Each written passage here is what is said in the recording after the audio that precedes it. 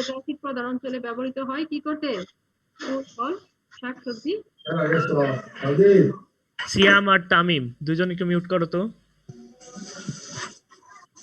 তোমাদের যাদের শব্দ হচ্ছে অন্যদের কষ্ট হয়, তোমরা এমনিতে মিউট করে রাখো, আর আমি যখন তোমাদেরকে জানতে যাব তখন জাস্ট সিম্পলি ওই সময়টুকুর মধ্যে জানিয়ে আবার মিউট করে রাখবা।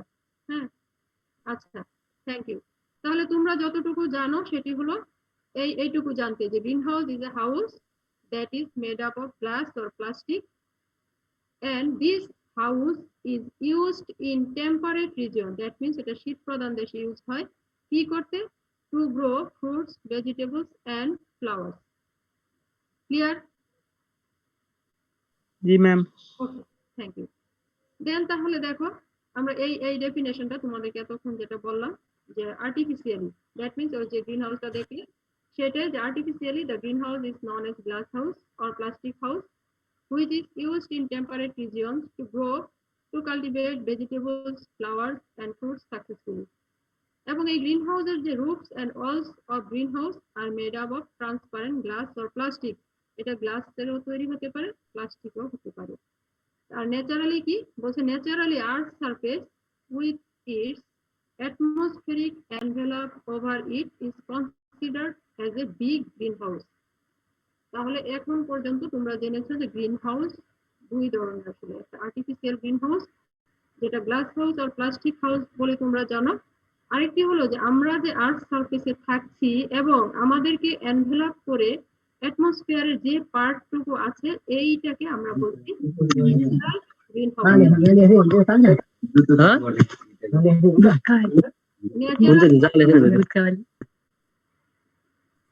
Natural greenhouse, okay? Natural greenhouse earth surface কোনটুকু? Natural greenhouse earth surface with its atmospheric envelope, এটুকুকে বলছি আমরা natural greenhouse. So greenhouse two types, one is artificial greenhouse, another is natural greenhouse. Next, greenhouse gas গুলি কি কি তোমরা জানো সবাই না? Greenhouse gas, green house gases তোমরা সবাই এটা সম্বন্ধে জানো যে কোনগুলি গ্রিন হাউস গ্যাস। দেখো, number 1 carbon dioxide, 2 methane, 3 nitrous oxide, chlorofluorocarbons, ozone, water vapour and others. এই গ্যাসগুলি হলো মেজর গ্রিন হাউস গ্যাস। তার মধ্যে ফার্স্ট যে নামটি তোমাদেরকে যখন জিজ্ঞেস করা হয় গ্রিন হাউস কয়েকটি গ্রিন হাউস গ্যাসের নাম বলো, তখন তোমরা প্রথমেই শুরু করো carbon monoxide, carbon dioxide, sulphur dioxide ইত্যাদি। আসলে এরকম বিষয়টা তা নয়। গ্রিন হাউস গ্যাস আমরা সব গ্যাসকে গ্রিন হাউস গ্যাস বলতে পারবো না। গ্রিন হাউস গ্যাস কোন গ্যাসগুলিকে বলছো? The gases that have the ability to trap long wave radiation. যে গ্যাসগুলি শুধুমাত্র লং ওয়েভ রেডিয়েশনকে ট্র্যাপ করতে পারে সেই গ্যাসগুলিকে আমরা বলবো গ্রিন হাউস গ্যাস। এবং এই গ্রিন হাউস গ্যাসগুলির মধ্যে নাম্বার 1 যেটা, সেটা হলো carbon dioxide. Because carbon dioxide greenhouse গ্যাসগুলির যে কন্টেন্ট তার মধ্যে একাই 50% এর বেশি। কার্বন ডাইঅক্সাইড 50% এর চাইতে বেশি, তাই এটাকে আমরা বলি নাম্বার 1 গ্রিন হাউস গ্যাস। তোমাদেরকে যদি এরকম ভাইভাতে জিজ্ঞেস করে যে কয়েকটি গ্রিন হাউস গ্যাসের নাম বলো, তোমরা এই সিরিয়ালি বলবে। কেন? Carbon dioxide more than 50%, methane 20%, nitrous oxide 10%, chlorofluorocarbon 10%, ozone 5%, water vapour and others 5%। এটা হলো গ্রিন হাউস ইফেক্ট যে হয়, সেই গ্রিন হাউস ইফেক্টের জন্য রেসপন্সিবল গ্যাসগুলি কতটুকু, কোন গ্যাসের কতটুকু রেসপন্সিবিলিটি আছে তার পার্সেন্টেজ, বা কতটুকু হিট ট্র্যাপ করতে পারে তার পার্সেন্টেজ। আমি যে পার্সেন্টটা তোমাদের বললাম সেটা হলো কে কতটুকু, কার কতটুকু এবিলিটি আছে লং ওয়েভ রেডিয়েশন ট্র্যাপ করার, সেটার উপর ভিত্তি করে গ্রিন হাউস গ্যাসের সিরিয়ালটাকে এভাবে সাজানো হয়েছে। হ্যাঁ, যেমন কার্বন ডাইঅক্সাইড একাই ট্র্যাপ করতে পারে মোর দেন 50%, মিথেনের ট্র্যাপিং এবিলিটি হলো 20%, নাইট্রাস অক্সাইড এর trapping ability 10%, chlorofluorocarbon 10%, ozone 5%, water vapour and other সেগুলি এবিলিটি হলো 10%, না 5%। এই হলো টোটাল আমরা যদি 10%। ম্যাম আরেকবার বলেন, কার্বন ডাইঅক্সাইড কত পার্সেন্ট? মোর দেন 50%, মানে 50% এর বেশি, মোর দেন 50%, মোর দেন 50%। আচ্ছা ম্যাম, তারপরটা ma'am methane methane 20%, 20%, ma'am serially বললে একটু ভালো। হ্যাঁ, তারপরে nitrous oxide methane 20%, nitrous oxide 10%, nitrous oxide জি ম্যাম, তারপরে ক্লোরোফ্লোরোকার্বন 10%,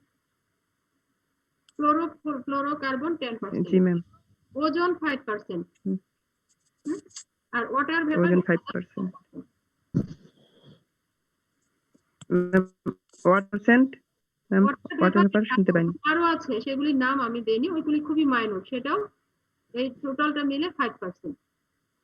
ম্যাম এগুলো কি জি,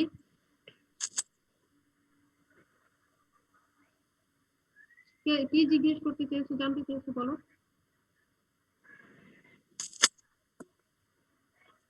ওকে, তাহলে যদি তোমাদের এটুকু বুঝে দেয় গ্যাসগুলির নাম তোমরা আগেই জানতে, তাহলে আমি কি বলছি যে কিছু গ্যাসকে গ্রিন হাউস গ্যাস বলা হচ্ছে। কেন কেন আমরা গ্রিন হাউস গ্যাস বলছি? এই গ্যাসগুলি কি আছে, ম্যাম এরা এগুলোর লং ওয়েভ রেডিয়েশন ট্র্যাক করার ক্ষমতা আছে। স্টেবিলিটি আছে, হ্যাঁ। কিন্তু তোমরা কার্বন মনোক্সাইড, সালফার ডাইঅক্সাইড এগুলি হাইলি এয়ার পলিউটেন্ট। তোমাদেরকে যদি কখনো জিজ্ঞেস করা হয় যে দুটি এয়ার পলিউটেন্টের নাম বলো, প্রথমেই তোমরা কার্বন মনোক্সাইড, সালফার ডাইঅক্সাইড বলতে পারবে, no problem. Carbon monoxide, sulphur dioxide ওগুলো হলো হাইলি টক্সিক এয়ার পলিউটেন্ট। কিন্তু ওইগুলিকে আমরা গ্রিন হাউস গ্যাস বলবো না। কেন? কারণ ওইসব গ্যাসের হিট ট্র্যাপ করার এবিলিটি নাই, বা লং ওয়েভ রেডিয়েশন ট্র্যাপ করার এবিলিটি নাই, তাই ওগুলিকে আমরা গ্রিন হাউস গ্যাস বলি না, বা থাকলেও খুবই মাইনর অ্যামাউন্ট, সেগুলিকে আমরা করি না। কিন্তু এই যে কিছু গ্যাস তোমরা দেখতে পাচ্ছ, এগুলিকে গ্রিন হাউস গ্যাস বলছি এই কারণে যে these gases have the ability to trap long wave radiation. এগুলিকে আমরা বলছি green house gases. Clear? Yes ma'am. Okay, তাহলে এখন দেখো ওই যে কনসেন্ট্রেশনের কথা বলেছিলাম তোমাদের, এখন বলে গ্রিন হাউস গ্যাসের কনসেন্ট্রেশন কত সেটা আমরা জানবো। কোন গ্যাসের? আমরা এখানে 4টি গ্যাস তোমরা দেখতে পাচ্ছ, carbon dioxide, methane, nitrous oxide, আর এটা হলো ওজন। দেখো ওজন লেখার সময় আমি লিখেছি ট্রোপোস্ফেরিক ওজন। এটা মনে রাখবে, এটা একটা কারণ আছে। ওজন কিন্তু স্ট্র্যাটোস্ফিয়ারেও থাকে, সেটি গ্রিন হাউস গ্যাস নয়। ট্রোপোস্ফিয়ারে যে ওজন আছে সেই ওজনকে শুধু আমরা বলছি গ্রিন হাউস গ্যাস। আমরা যখন ওজন লেয়ার করব তখন আমরা জানতে পারবো যে ওখানে ওজন যেটা থাকে সেটা আমাদের জন্য বেনিফিশিয়াল, আর ট্রোপোস্ফেরিক ওজনটা, এই ওজনটা আমাদের জন্য হার্মফুল। এখন কনসেন্ট্রেশন তোমরা দেখতে পাচ্ছ pre industrial period, that means before 1750 তে এই গ্যাসগুলির কনসেন্ট্রেশন কেমন ছিল দেখো। কার্বন ডাইঅক্সাইড ছিল 280 ppm, মিথেন ছিল 700 ppb, নাইট্রাস অক্সাইড ছিল 270 ppb, and ozone ছিল 247 ppb. Now recent concentration: carbon dioxide 400 ppm. বায়ুমণ্ডলে কার্বন ডাইঅক্সাইডের পরিমাণ কতটুকু মনে আছে? 0.03%। 0.03%। 0.03%, হ্যাঁ। 0.03%। ppm এ আনলে কত হয়? পার্সেন্ট আর ppm এর পার্থক্য কি? Percent, what is the difference between percent and madam একটা 1 লক্ষের এর মধ্যে একটা 100-র মধ্যে ভাগ। হ্যাঁ, একটা 1 per 100 100 per 1 মিলিয়ন million, 10 লক্ষ না? ppm parts per জি ma'am, million, parts per million। Parts per million. জি, তাহলে ppm বড় না পার্সেন্ট বড়? পার্সেন্ট বড়। পার্সেন্ট বড়। এটা তো দেরি লাগবে কেন? কারণ হলো যে 100 ভাগের 1 ভাগ, আর ওটা হলো 10 লক্ষ ভাগের 1 ভাগ, অবশ্যই পার্সেন্ট বড়। কাজে দেখো তোমরা তাহলে বায়ুমণ্ডলে আমরা জেনে আসছি যে বায়ুমণ্ডলের যে কন্টেন্টটা ছিল তার মধ্যে 78% নাইট্রোজেন, তাই না? 20% ছিল অক্সিজেন, এবং কার্বন ডাইঅক্সাইডের পরিমাণ ছিল 0.03%। তাহলে 0.03% কে যদি আমরা ppm এ নেই কত হবে? 333 ppm 333 ppm, বা আমরা যদি এমনিতে ধরি যে 300 ppm, তাহলে থাকার কথা ছিল 300 ppm না, আছে কত? 400 ppm। আগে কিন্তু তাই ছিল, দেখো 280 ppm, মানে 280 to 300 ppm ছিল বায়ুমণ্ডলের যে কনস্টিটিউয়েন্ট বা বায়ুমণ্ডলের যে কন্টেন্টস ছিল তার মধ্যে। কিন্তু বর্তমানে due to human activities, the concentration of carbon dioxide is increasing day by day in the atmosphere, এবং বর্তমানে কার্বন ডাইঅক্সাইডের যে কনসেন্ট্রেশন সেটা হলো 400 ppm, থাকার কথা ছিল 0.03%, হয়েছে এখন 0.04%। আর মিথেন ছিল 700 পার্টস পার বিলিয়ন ppb, দেখো বাকি তিনটি হলো ppb তে, পার্টস পার বিলিয়ন। কাজের সংখ্যাটা অনেক দেখা যাচ্ছে, কিন্তু এটা ppm এ নিলে কেমন হবে? অনেক কমে যাবে না? জি ম্যাম। নিলে অনেক কমে যাবে। তোমরা এখানে সংখ্যাটা দেখে ভাবছো যে মিথেনের পরিমাণ অনেক বেশি, নাইট্রোজেনের নাইট্রাস অক্সাইডের পরিমাণ অনেক বেশি, ওজনও তা নয়। কার্বন ডাইঅক্সাইডের তুলনায় এগুলির পরিমাণ এত কম যে এগুলি যদি ppm এ আমরা দেখাই তাহলে অনেক কমে যাবে, তাই ppb তে সবগুলি ডিনোট করা হয় ppb। আর কার্বন ডাইঅক্সাইডের পরিমাণ যেহেতু অনেক বেশি সেই কারণে এটাকে ppm এ ডিনোট করা, ppm এ প্রকাশ করা হয়। ক্লিয়ার? এটা অনেক সময় তোমাদের কাছে ভাইভাতেও জানতে চায় যে গ্রিন হাউস গ্যাসের বিশেষ করে কার্বন ডাইঅক্সাইডের কনসেন্ট্রেশন। দেন আসো sources, major sources of green house gas, major sources of green house gas emission. অনেক সোর্স আছে, আমরা শুধু মেজর সোর্স গুলি জানবো, major sources of. Madam G madam আমাদের এই সেকশনে যখন লিখেছিলেন তখন madam carbon dioxide 415, nitrous oxide 330, ওজন 330 লিখেছিলেন, তাহলে এখন যেগুলো দিয়েছেন এগুলো কি লিখবো? এটা হলো আমাদের যেটা 415 ঠিক ওদিনকারটা ছিল, যেদিন আমি পড়াতে গিয়েছি ঠিক ওদিন ওইগুলি সব এত পাওয়া যায়। হ্যাঁ, আজকের কনসেন্ট্রেশন কত এরকম পাওয়া যায়, কিন্তু আজকে এটা হলো এমনিতে ইন জেনারেল। ওকে, ওটা হলো যেদিন আমি ক্লাসে গিয়েছি সেদিনকার কনসেন্ট্রেশন ছিল অমন।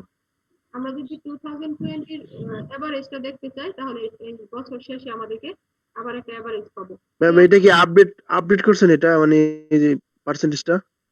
না, আমি বলছি যে যখন আমি ক্লাসে দেখিয়েছিলাম যেদিন ক্লাস নিয়েছি সেদিন ছিল ওরকম। তুমি যদি আজকে নেটে ঢোকো দেখবে কার্বন ডাইঅক্সাইডের কনসেন্ট্রেশন আজকে অন্যরকম।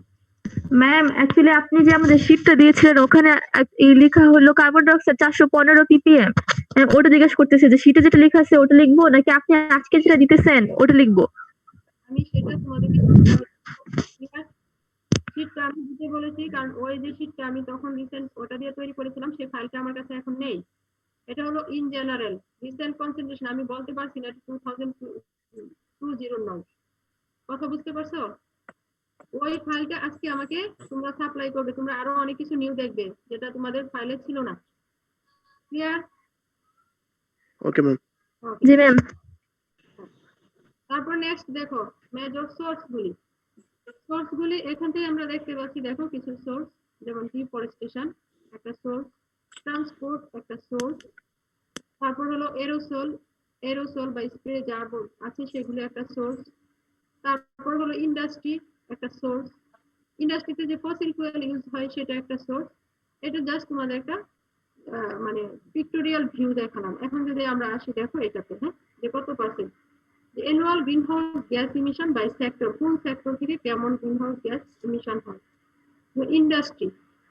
ইন্ডাস্ট্রি থেকে 16.8%, ট্রান্সপোর্ট 14%, এগ্রিকালচারাল বাই প্রোডাক্ট থেকে 12.5%, livestock 14%, fossil fuel processing, retrieval and distribution 11.3%, then power station 21.3%, waste disposal and treatment 3.4%, land use and biomass burning 10%, residential, commercial and others এখান থেকে হয় 10.3%। ইয়াতে আছে উপরে আছে, জি এই যে এখানে পৌঁছাতে। আচ্ছা জাওয়াত মিউট করে নে। আচ্ছা এখন এই যে দেখো তোমাদেরকে আমরা একটা পাই চার্ট দেখাচ্ছি। কি নিবা? আমি তোমাদেরকে একটি পাই চার্ট দেখাচ্ছি। এই যে এখানে গিজার লাগানো আছে উপরে। জাওয়াত মিউট কর। জাওয়াত মিউট করে নাও। আজাদ ওর নাম আজাদ। বই চাচ্ছ এই পাই চার্টে তোমরা দেখতে পাচ্ছ যে তোমাদের এখানে পাই চার্টে তোমরা দেখতে পাচ্ছ কোন green house hello gas emission হয়। এখানে যদি তোমাদের কোনো কোশ্চেন থাকে এই চার্ট ওকে বলো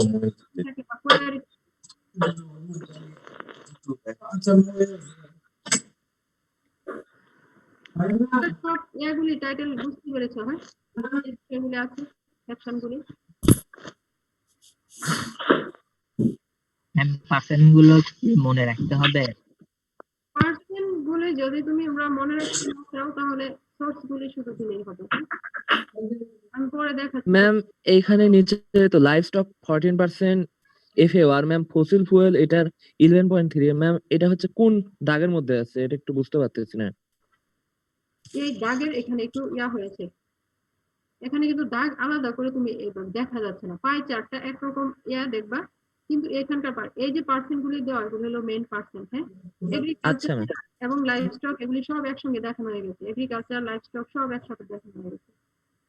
কাজে এগুলি এখন দেখো তোমরা যেহেতু এগ্রিকালচার স্টুডেন্ট, তাই আমি তোমাদেরকে এগ্রিকালচারাল একটা পিক্টোরিয়াল ভিউ দেখাচ্ছি যে এগ্রিকালচার থেকে কিভাবে গ্রিন হাউস গ্যাস ইমিশন হচ্ছে এগ্রিকালচার থেকে।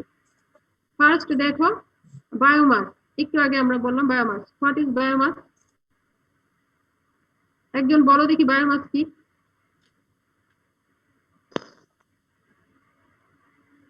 জীবের শুষ্ক ওজনের ভর। বায়োমাস জীবদের শুষ্ক ওজনের ভরটা হলো বায়োমাস। বায়োমাস হলো, তুমি ফসল এগ্রিকালচারিস্ট হিসেবে বলছি, তুমি যেহেতু এগ্রিকালচার ফসল কাটার পর অনেক কয়েকদিন অফ ছিল তো ওই জং ধরে গেছে। মাঠে থাকে সেটা জাওয়াত মিউট করে নাও।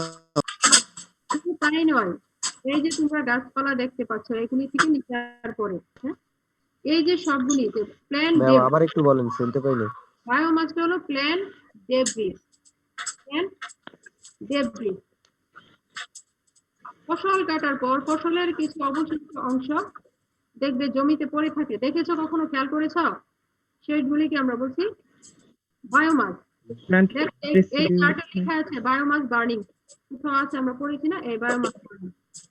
Land use and biomass burning. একটা ল্যান্ড ছিল ফরেস্ট ল্যান্ড, সেটা কেটে এগ্রিকালচার ল্যান্ড করা হলো এবং ল্যান্ডে যে গাছপালা ছিল সেগুলি বার্ন করা হলো, বায়োমাস বার্নিং। এই বায়োমাস বার্নিং করার ফলে এখান থেকে কার্বন ডাইঅক্সাইড ইমিশন হয়। তোমরা দেখো কার্বন ডাইঅক্সাইড বাতাসে যাচ্ছে বায়োমাস বার্নিং করার ফলে। এক ডিফরেস্টেশন, গাছপালা যখন তুমি কেটে ফেলছো, গাছ কি করতো? বায়ুমণ্ডল থেকে কার্বন ডাইঅক্সাইড ইনটেক করতো, আপটেক করতো। সেই গাছ কেটে ফেলার ফলে বায়ুমণ্ডল থেকে আর কার্বন ডাইঅক্সাইড আপটেক হচ্ছে না, যার ফলে বায়ুমণ্ডলে কার্বন ডাইঅক্সাইডের পরিমাণ বেড়ে যাচ্ছে। তাহলে দুটি বিষয়, একটি হলো গাছ কাটার ফলে কার্বন ডাইঅক্সাইডের পরিমাণ বেড়ে যাচ্ছে, আর একটি বায়োমাস বার্নিং এর ফলে কার্বন ডাইঅক্সাইডের পরিমাণ বেড়ে যাচ্ছে, বায়োমাস বার্নিং হচ্ছে। আর এটা হলো ফরেস্ট ফায়ার অথবা বায়োমাস বার্নিং। সেখান থেকে methane, nitrous oxide, carbon dioxide অ্যাটমসফিয়ারে অ্যাড হচ্ছে। আর এটা হলো ম্যানিউরিং। দেখো কৃষি ক্ষেতে কি করা হয়? ম্যানিউর দেওয়া হয়, গোবর দেওয়া হয়, গোবর সার যেটাকে বলি। এই ম্যানিউর থেকে মিথেন গ্যাস রিলিজ হয়ে অ্যাটমসফিয়ারে অ্যাড হচ্ছে, নাইট্রাস অক্সাইড রিলিজ হয়ে অ্যাটমসফিয়ারে অ্যাড হচ্ছে। এটা হলো কেমিক্যাল ফার্টিলাইজার আমরা দিয়ে থাকি, কেমিক্যাল ফার্টিলাইজার।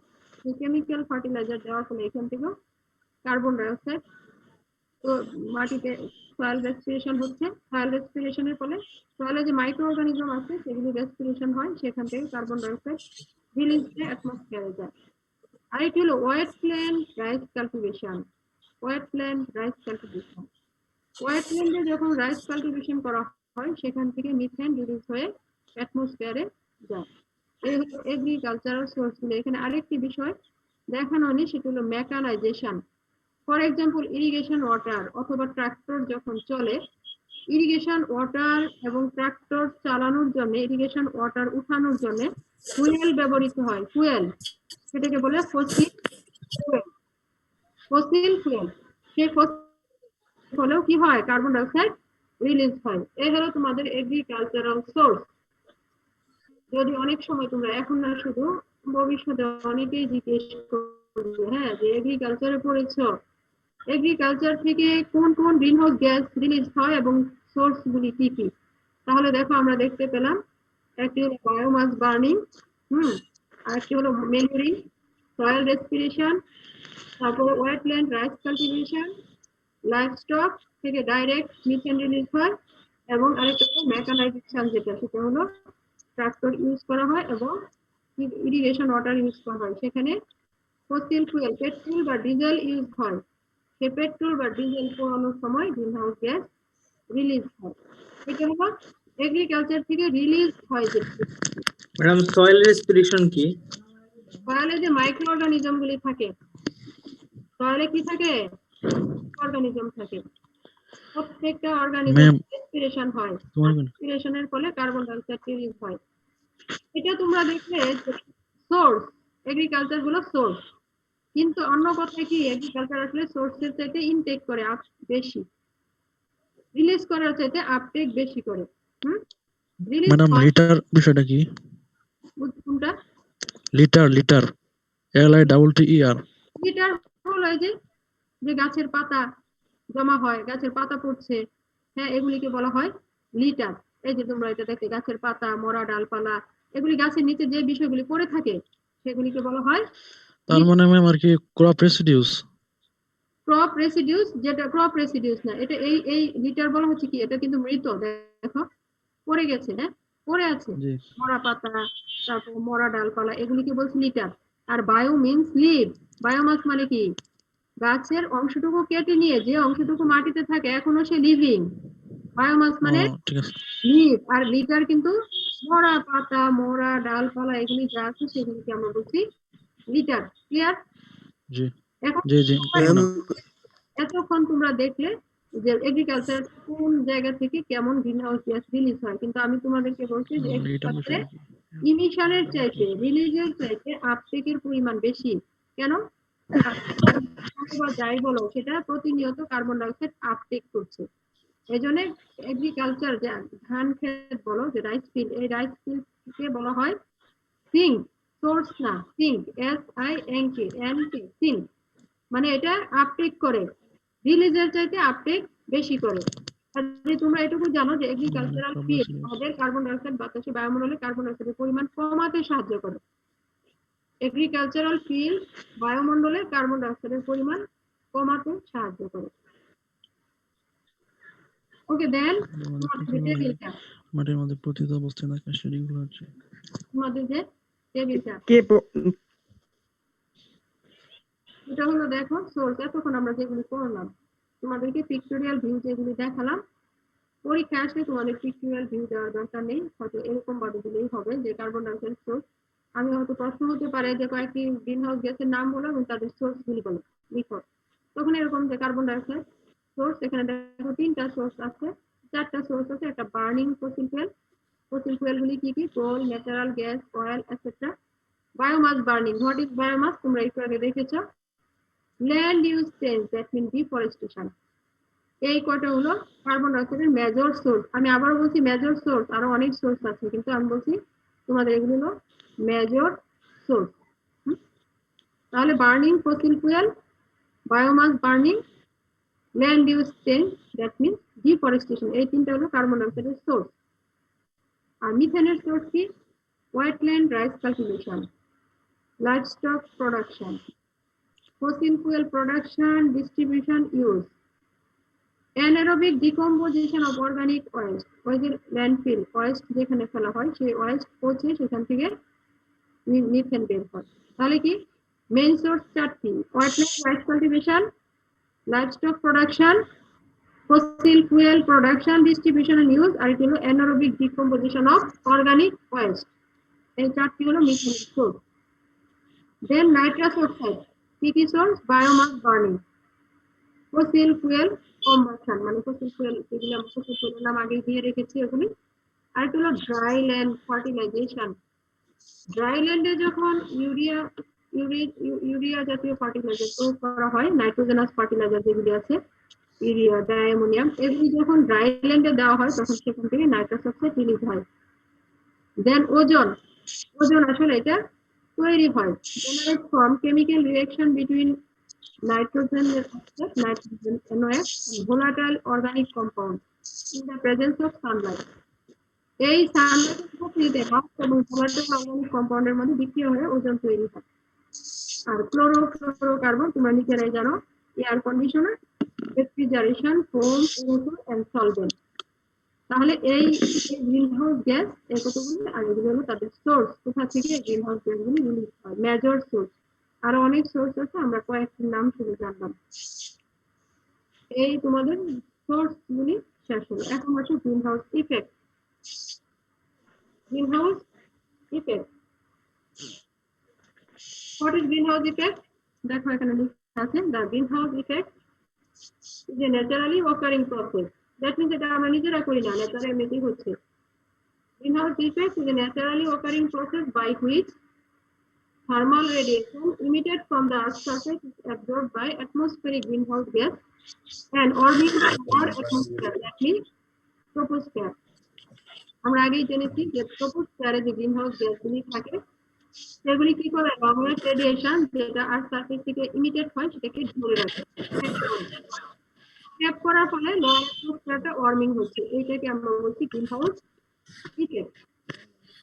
গ্রিনহাউস ইফেক্ট, তাহলে দেখো এখানে তিনটা বিষয়, যে কি প্রথমত কি বলা হয়েছে, greenhouse effect is a naturally occurring process. এটা একটা ন্যাচারালি ওকারিং প্রসেস। কি হয় এখানে, by which thermal radiation emitted from the earth's surface is absorbed by atmospheric greenhouse gases. Earth surface থেকে যে রেডিয়েশনটা ইমিট হয়, এটা আমরা একটু পরে মেকানিজমে জানবো কিভাবে ইমিট হয়। সেটা কি করে, গ্রিনহাউস গ্যাসগুলি কি করে, ট্র্যাপ করে, অ্যাবজর্ব করে। As a result, lower atmosphere becomes warm up. Lower atmosphere উত্তপ্ত হয়। এই যে অবস্থাটা, এটাকে বলছি আমরা গ্রিনহাউস ইফেক্ট। গ্রিনহাউস ইফেক্ট বলছে যে if extra amount of greenhouse gases are added to the atmosphere, atmosphere যখন গ্রিনহাউস গ্যাসের কনসেন্ট্রেশন বেড়ে যাবে due to human activities, then they will absorb more heat, more infrared radiation. যখন বায়ুমণ্ডলে এই greenhouse গ্যাসগুলির পরিমাণ বাড়বে, তখন এই যে লং ওয়েভ রেডিয়েশনটা অ্যাবজর্ব করছে, সেই অ্যাবজর্বের পরিমাণটা আরো বেড়ে যাবে, ফলে লোয়ার অ্যাটমসফিয়ার আরো উত্তপ্ত হবে। The Earth's surface and lower atmosphere will warm further, আবার উত্তপ্ত হবে। This extra warming is called the enhanced greenhouse effect. Enhanced greenhouse effect, তাহলে আমরা দুইটি বিষয় দেখো আমরা পড়লাম এখানে, একটি হলো নরমাল যেটা বলছি গ্রিনহাউস ইফেক্ট, আর সেকেন্ডলি হলো এনহ্যান্সড গ্রিনহাউস ইফেক্ট। তাহলে আমি যদি জিজ্ঞেস করি তোমাদেরকে what is the difference between greenhouse effect and enhanced greenhouse effect, তোমরা কি বলবে? একজন বলো দেখি যে দুটার মধ্যে পার্থক্য কি।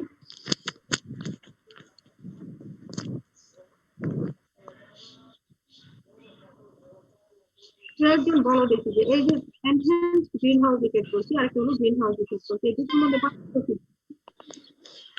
বুঝি না কথাটা। তোমরা কি দেখতে পাচ্ছ? দেখা যাচ্ছে? জি ম্যাম, দেখা যায়। জি ম্যাম, দেখা যায়। তাহলে তোমরা দুইটা স্লাইডটা আরেকবার দেখালে ভালো হতো। একটি হলো গ্রিনহাউস ইফেক্ট দেখেছো, ঠিক কি না? ম্যাম একটা ব্যাপার, জি ন্যাচারালি আমাদের তো ন্যাচারালি গ্রিন হাউস ইফেক্টটা হয়েই থাকে, কিন্তু যখন বিভিন্ন আরো পারিপার্শ্বিক কারণে যখন এই টেম্পারেচারটা আরো বেড়ে যায়, তখন এটা ইনহ্যান্স গ্রিন হাউস ইফেক্ট বলা হয়। কি বলছি যে গ্রিনহাউস ইফেক্ট এটা ন্যাচারাল প্রসেস হওয়াই লাগবে। কেন? হ্যাঁ, এর সঙ্গে সরাসরি যদি গ্রিনহাউস ইফেক্ট না হতো, তাহলে পৃথিবীর এভারেজ টেম্পারেচার হলো -80 সেন্টিগ্রেড। এবারে তাপমাত্রা সেটা কমে যাইতো অনেক।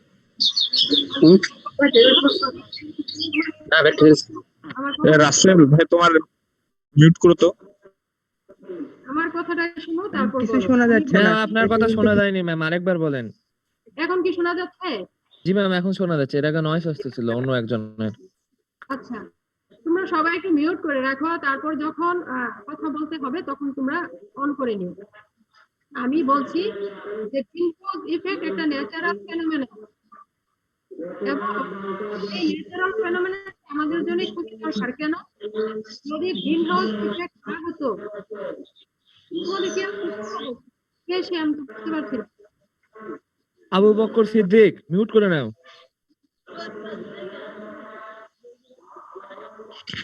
আবু বকর সিদ্দিক খুব জ্বালাচ্ছে, মানে ক্লাস অন করে বাইরে চলে গেছে কোথাও। ইন্নালিল্লাহ, এজন্য তোমরা এই দিতে চাইলা, এজন্য প্রথমে অ্যাটেন্ডেন্স দিতে চাইলা নাকি? অ্যাটেন্ডেন্স দিয়ে চলে যাবা।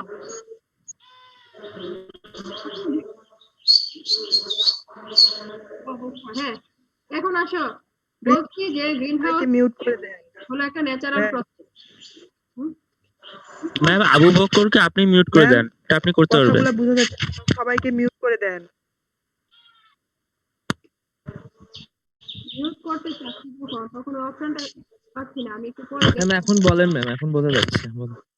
আমি বলছি তোমাদের ভালোভাবে বোঝার বিষয় যে গ্রিনহাউস ইফেক্টটা কি। আমি বলছি greenhouse effect is a natural process.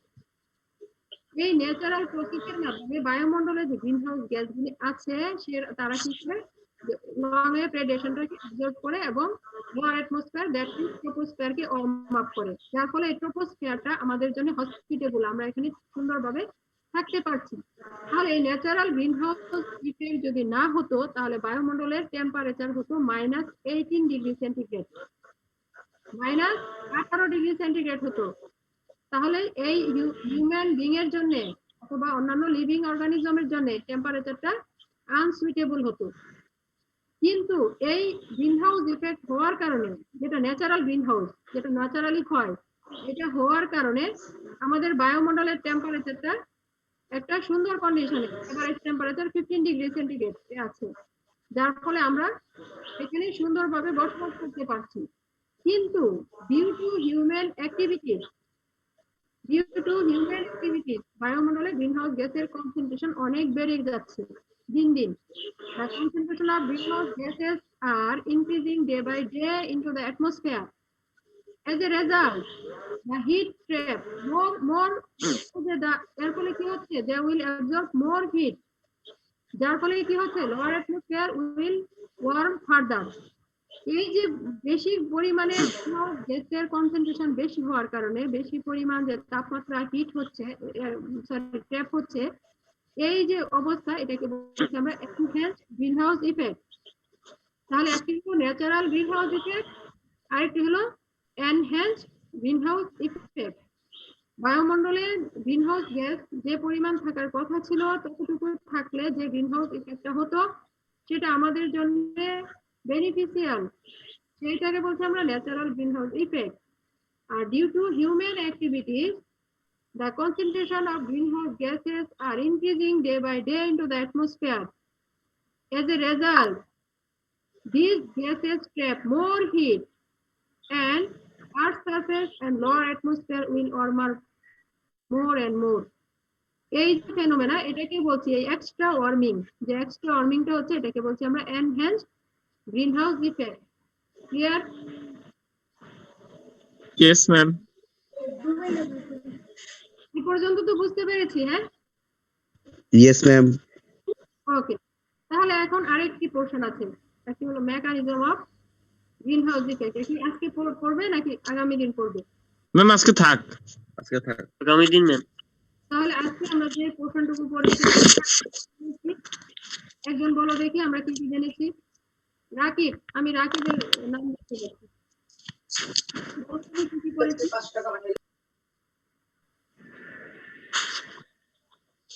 Rakib নাই? আচ্ছা, বর্ণা কি? Yes ma'am. Yes ma'am. কি কি পড়েছি বলো? ম্যাম আমাদের প্রথমে আমরা স্পিয়ারস অফ আর্থ, মানে পৃথিবীর বিভিন্ন লেয়ার বা স্তরের নামগুলো জানছি। তারপরে অ্যাটমসফিয়ারে যে বিভিন্ন স্তর আছে সে নামগুলা এবং একটা স্তর থেকে আরেকটা স্তরের দূরত্ব কত সে দূরত্বটা জেনেছি। তারপরে আমরা greenhouse gas artificially and naturally বলতে কি বোঝায় এগুলো জেনেছি। গ্রিনহাউস হ্যাঁ গ্রিন হাউস, তারপরে মেজর গ্রিন হাউস গ্যাসেস গুলোর নাম জেনেছি এবং এদের পার্সেন্টেজ, হুম। তারপরে কেন এগুলিকে গ্রিন হাউস গ্যাস বলা হয় সেগুলি আমরা জি ম্যাম কেন জেনেছি, বলি, তাই না? জি ma'am, and greenhouse gases concentration also ppm with ppm ppb. হুম। After that major sources of greenhouse gas emission, মানে কোন কোন উৎস থেকে এই গ্রিনহাউস গ্যাস গুলো নিঃসরণ হচ্ছে এগুলো পার্সেন্টেজ সহ আমরা জানিছি। And এরপরে এর আগেরটা ছিল ডায়াগ্রামের মাধ্যমে একটা দেখছিলাম, আর তারপরে একটা বর্ণনা আকারে আর কি। দিতে পারছি না বোর্ডে, তাই কিছু ছবি দেখাচ্ছি, ওটা ছিল তাই। আর আসলে যে টেবিলটা, এই টেবিলটা হলো তোমাদের পরবর্তীতে হ্যান্ডআউটে থাকবে। আচ্ছা, ইয়েস এরপরে হলো গ্রিনহাউস ইফেক্ট জেনেছো না? Yes ma'am. আচ্ছা, গ্রিনহাউস ইফেক্ট যতটুকু, গ্রিনহাউস ইফেক্টের ডেফিনেশনটুকু জেনেছো। এই গ্রিনহাউস ইফেক্টের যে ডেফিনেশনটুকু জেনেছো, তাতে যদি তোমাদের কারোরই, যারা এখন ক্লাসে আছো, তোমাদের যদি কারো কোনো সমস্যা থাকে বা বুঝতে সমস্যা হয়, তাহলে আমাকে জিজ্ঞেস করতে পারো। Okay ma'am. কারো কোনো প্রবলেম নেই? ম্যাম একটা প্রশ্ন ছিল। আমার একটা কোশ্চেন ছিল। হ্যাঁ হ্যাঁ বলো। সূর্য থেকে যে রেডিয়েশনটা আসে সেটা হচ্ছে লং লেন্থ রেডিয়েশন। না, ওটাতে আমি আবার ওটা মেকানিজম। আবার পৃথিবী থেকে যে রেডিয়েশনটা চলে যায় মানে রিফ্লেক্ট হয়ে, সেটা হচ্ছে শর্ট লেন্থ রেডিয়েশন। তাহলে এই দুইটা রেডিয়েশনের একটু থামো, তাহলে সেই দুইটা রেডিয়েশনের পার্থক্য কেন? তুমি উল্টা বললে। শর্ট সান থেকে যেটা আসে সেটা শর্ট ওয়েভ। আমি ক্লাসে বারবার বলেছিলাম, তুমি বোধহয় নতুন ক্লাস করছো।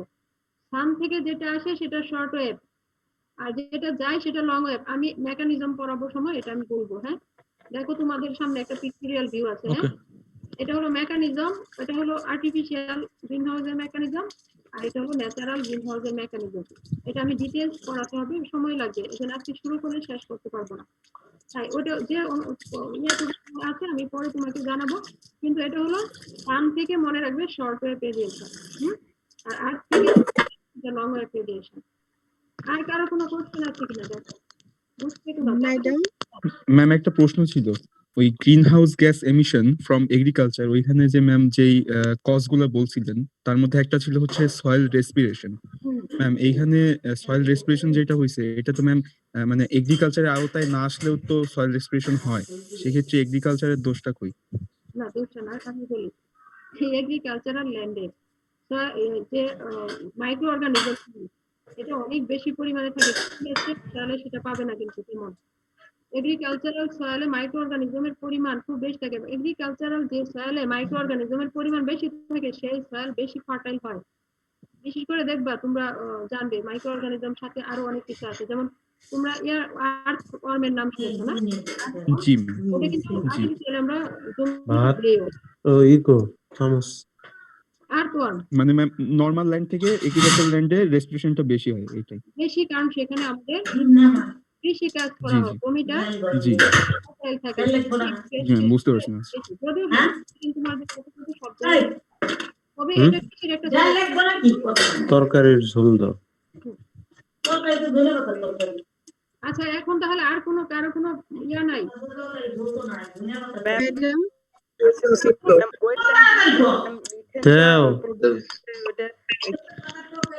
হ্যাঁ, গ্রিন হাউস গ্যাসের যে কনসেন্ট্রেশন আছে এগুলো কি সময়ের সাথে সাথে চেঞ্জ হবে? হ্যাঁ, সময়ের সাথে সাথে চেঞ্জ হয়। আমি তো বলছি তুমি এখন তোমাকে ঠিক আজকে গ্রিন হাউস গ্যাস তার মধ্যেই দাও। আইডি 284 ভাই তুমি মিউট করে খাওয়া দাওয়া করো। হ্যাঁ তুমি তরকারি ঝোল ভাই মিউট করে নাও, নাহলে হেডফোনে পড়ে যাবে। এই তোমরা সবাই মিউট করে খাওয়া দাওয়া করো। এই তোমরা সবাই আইডিটা লিখে ফেলো। যারা প্রেজেন্ট আছো এখন সবাই আইডি লিখে ফেলো। একটা কোশ্চেন ছিল।